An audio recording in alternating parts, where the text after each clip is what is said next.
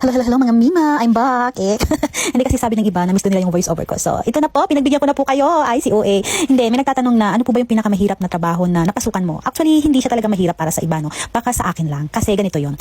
Mahirap lang talaga siya sa part ko kasi nga may shoulder defect tayo. Wow, shoulder defect. Hindi ko kaya yung mga mabibigat na bagay, ganyan. So, every time na mag-change ako ng bedsheet, ito yung parang struggle ako kasi mabigat nga siya. Mabigat yung bed, mabigat yung comforter, parang mga ganyan ba. So, ayan na po, sinagot ko na sa part ko, yan po yung mahirap sa lahat ng mga napasukan kong work, ganyan. Pero the rest, chicken na lang. Kasi laking trabaho, tawag dyan. Kargador po ako kasi dati. Ay, ay, hindi, chika lang. Pero ayan ha, nasagot na natin. Sa pag-change lang ako ng beddings, nahihirapan. So, ayan, nasagot na natin. Pero, sa katunayan po, ito po yung pag-change ng mga beddings ay part po siya ng housekeeping. Kaya kayo, kung magaling kayo dito sa mga anik-anik na ito, pwede naman kayong mag-apply kayo or mag-search kayo sa Google, how to apply, ganyan, housekeeping dito sa Germany. At, ayun, kung gusto niyo namang dito sa work ko, so, why not? Try to apply pa din. Nag-isip pa ako, no? Actually, may nagtatanong kung may experience ba ako sa pagiging housekeeping. Ay, wala po, maliban po sa pagiging housekeeping ko sa bahay. O, di ba housekeeping pa din tawag dyan? Kaya wag kayong magdadalawang isip na dahil ganito, wala kayong experience dyan, ganyan. Dito po sa Germany, kahit wala ka pong experience, ay hindi po ibig sabihin hindi ka natatanggapin. Dito po, para magka-experience ka, kailangan mo mag-apply, kailangan mo magtrabaho.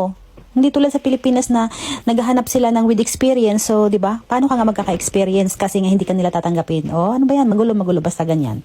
Kung makikita ninyo sa part na ito, dito ako nai-stress once na, example, napasok ko na yung mga beddings or napalitan ko na yung bedsheet, yung cover.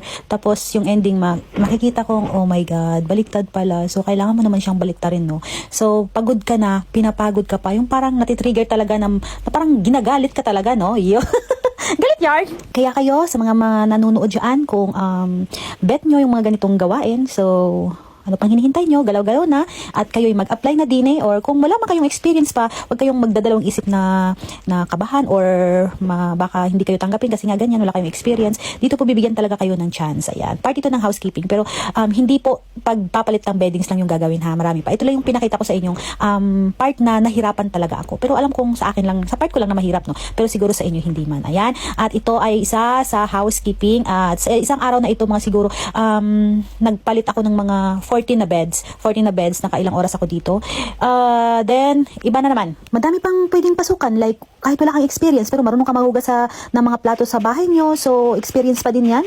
Kasi ako nung interview ako, tinanong ako ng employer ko kung may experience ba ako sa kitchen or as dishwasher. So, sabi ko, oo, sa bahay po. Doon nga sa bahay, wala pang bayad eh. So, sabi niya, okay. Then, pwede din ako maghugas ng sa restaurant kasi yung resort na ito is may restaurant, may hotel, may mga swimming pool, mga ganyan. Kaya kung makikita nyo, iba-iba yung pinapasukan kong trabaho. Diba? Tawag ng pangangailangan, kasi marami tayong mga anak na binubuhay, char. Hindi. Pero, totoo. Sa true lang ha. Sa true lang.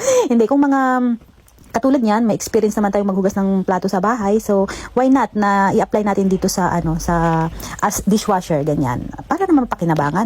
Yan lang ba? Yung parang ma-motivate ka lang or i-push mo i-cheer up mo yung sarili mo na, oy, sa bahay nga, naghuhugas tayo ng anek-anek o mga kaldero, mga ganyan, mga plato nating wala namang bayad, di ba? Kain lang. So, dito pa kaya na malaki-laki yung sahod mo pag masipag ka lang, ganyan. Kung walang problema katawan mo, then go!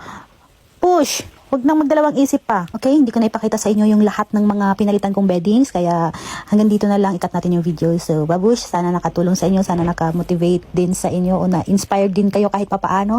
Na kahit yung pagligpit natin sa higaan natin, o paghugas natin ng mga plato sa bahay natin ay isa ding matatawag na experience. Yeah! At kung umabot ka sa part na ito, baka ito na yung sign na yung pagiging tamad mo sa bahay. Yung pagiging taong bahay mo, ay mapapakinabangan mo dahil pwede kang mag-apply dito na sasahuran ka ng euro. Yung motivation lang natin sa sarili natin, no? Kahit tamad tayo, pagdating sa ibang lugar ay magiging sisipagin talaga tayo pag ganyan nga, perang labanan dito.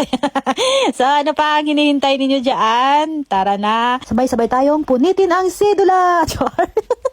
Mag-google na, kompletohin na ang requirements nyo at tcharan!